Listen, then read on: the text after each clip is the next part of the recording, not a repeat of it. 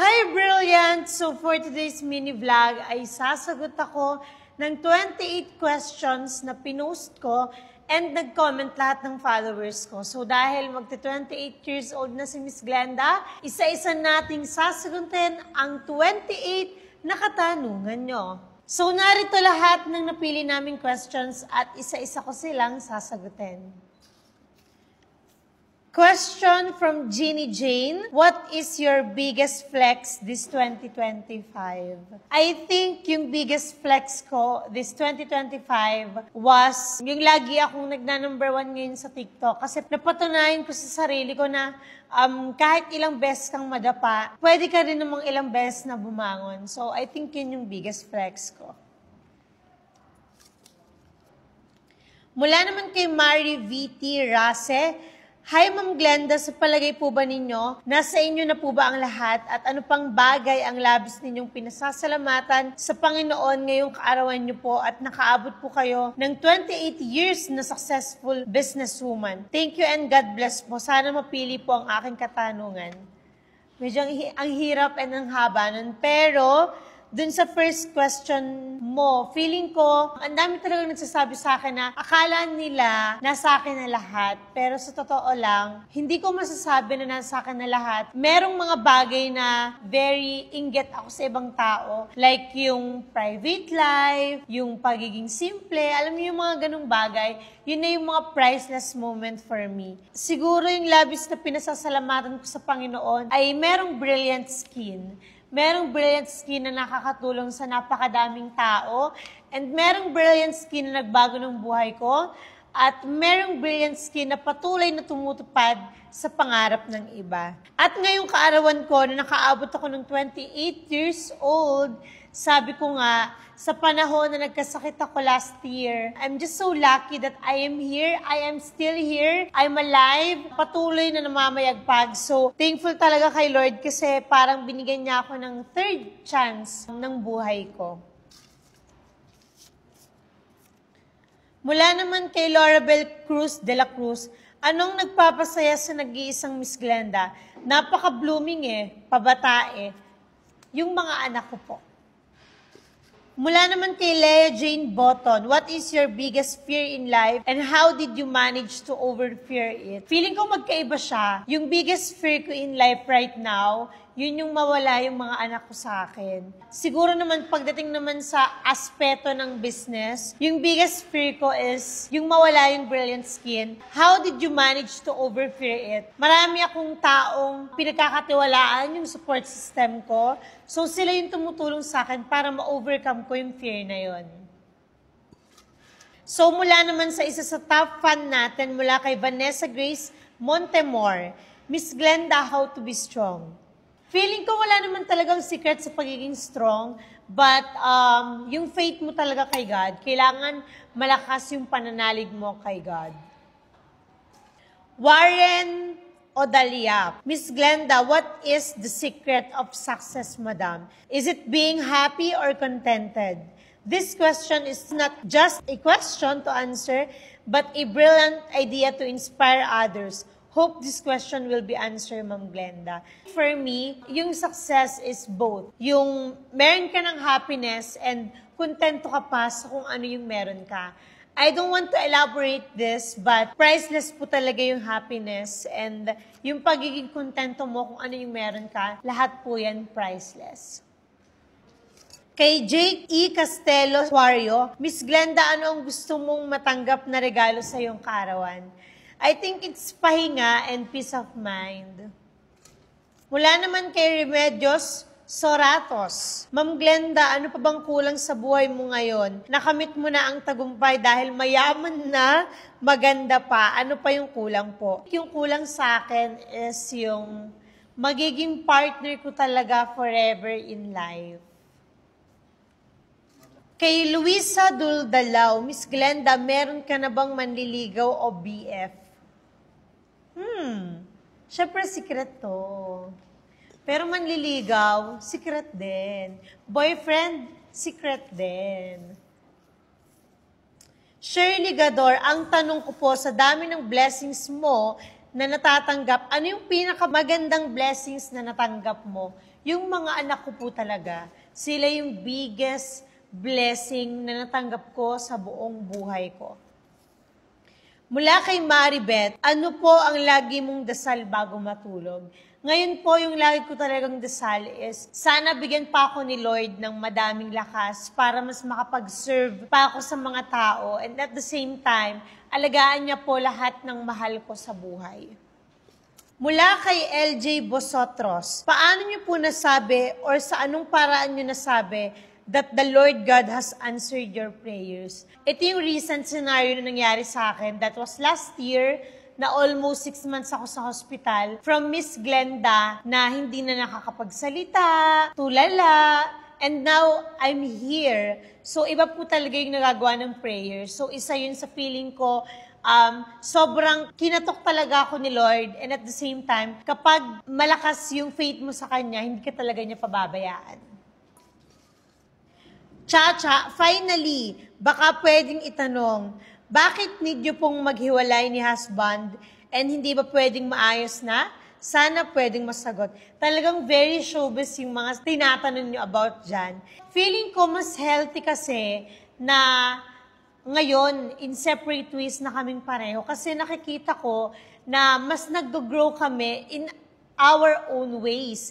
Kasi nung time na magkasama kami, palagi talaga kaming nako-compare sa isa't isa.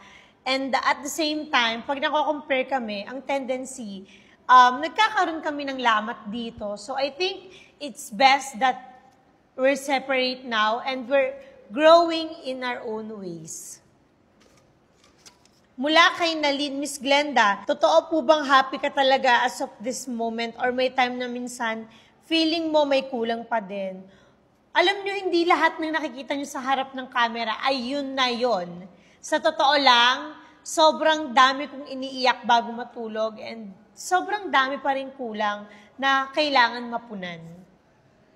Jessica, sinong idol mo or your role model? Kung hindi ka naging CEO, ano kaya ang naging job mo if ever?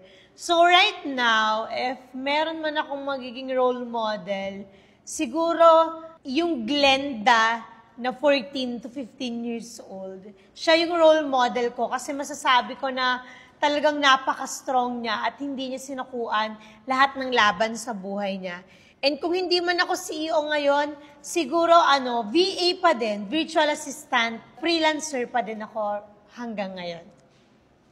Miss Glenda, sino si Miss Glenda sa business world at si Miss Glenda naman as a mom? Actually, si Miss Glenda sa business world, I'm very strict, as in super duper OC, medyo perfectionist. And si Miss Glenda naman as a mom, sobrang soft talaga, as in parang hindi ko kayang ibigay lahat ng gusto nila sa kanilang mga hinihiling sa akin.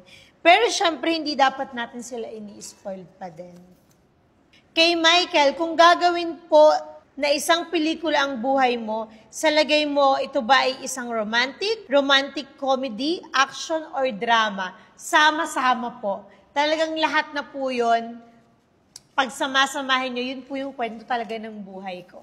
Mula kay Gian Magayon Funtilar, Miss Glenda, sa lahat po ng naabot nyo ngayon, masasabi nyo po bang successful na kayo at masaya po kayo? Sobrang saya ko po talaga sa lahat ng narating ko ngayon. And kung masasabi ko po ba na successful na ako ngayon, marami pa po akong dreams, as in, dream big pa din until now. Pero marami na tayong napagtagumpayan, kaya sobrang thankful talaga ako sa lahat na nagmamahal sa akin, support system ko, mga FNDs natin, and sa lahat po ng mga users natin. Kay Catherine, Miss Glenda, bilang isang successful na CEO, paano ka ngayon makitungo sa mga simpleng tao kahit na nag-iba na ang buhay mo po? Feeling ko yung ibang tao na ang makakasagot niyan, pero masasagot niyan ng mga kaibigan ko, angels ko, friends ko, glam team ko, mga classmates ko dati, sila yung makakasagot niyan na kung bakla si Miss Glenda noon, mas bakla siya ngayon. Pero kasi syempre, bilang CEO, minsan kailangan nating makibagay sa iba. Pero kung sino ako dati, 101% sure, yun pa din ako hanggang ngayon. Kay Carmen Natividad, May bagong business ka bang ibubukas this 2025? If yes, anong inspirasyon mo sa pagbubukas nito? Abangan! Tips po para lumago ang business, Miss Glenda. I think kailangan mo ng focus, hard work, hard work, hard work, and hard work. Ma'am Glenda, ano pa bang kulang sa buhay mo ngayon? Nakamit mo na ang tagumpay dahil mayaman na, maganda pa. Ewan ko kung nasagot ko na to kanina, pero I think yung kulang sa akin is yung tao talaga na magmamahal sa akin ng buong buo at mamahalin ko din ng buong buo. Kay Jordan, ano ang pinakamahirap na desisyon ang nagawa niyo sa buhay mo at bakit? Feeling ko yung pinakamahirap na desisyon na nagawa ko sa buhay ko ay yung makipaghiwalay ako kay Mac. Kasi mahirap yun dahil number one, meron kaming mga anak, pero sabi ko nga, mas mag-grow talaga kami if magkahiwalay yung landas namin. Ansherin Balaw, ano po ang gusto nyong ma-achieve sa buhay niyo right now? Ang gusto kong ma-achieve sa buhay ko right now, bukod sa mas mag-grow pa yung Brilliant Skin Essentials, gusto ko yung maraming pahinga, pero yung pahinga na kahit nagpapahinga ka, tumatakbo pa din yung Brilliant Skin Essentials. Kay Cathy Espanola, paano niyo po kinakaya ang time management sa dami po ng obligasyon niyo sa pamilya at work? Actually, yun talaga yung wala ako. Pero simula na nagkasakit ako, tinry ko talagang i-manage yung time ko sa family, lalo na sa mga anak ko and sa work. Kapag work, work. Kapag family, family. Kapag anak, banding ng anak, anak. Mula naman kay Maria Katrina Cam, super successful niyo po. Can you give us realistic advices kung paano mo po yan nagawa and how we can do the same also? I'm so inspired by you po. Sana mapansin, ma'am, kasi gusto ko rin mag-umpisa ng negosyo. Kailangan po number one, kung magkakaroon ako ng realistic advice sa inyong lahat, you must have your goals. Kailangan meron kang goals sa buhay. And very clear sa'yo, ano ba yung gusto mong marating. And number two, kailangan malakas yung loob mo at hindi ka basta-basta sumusuko.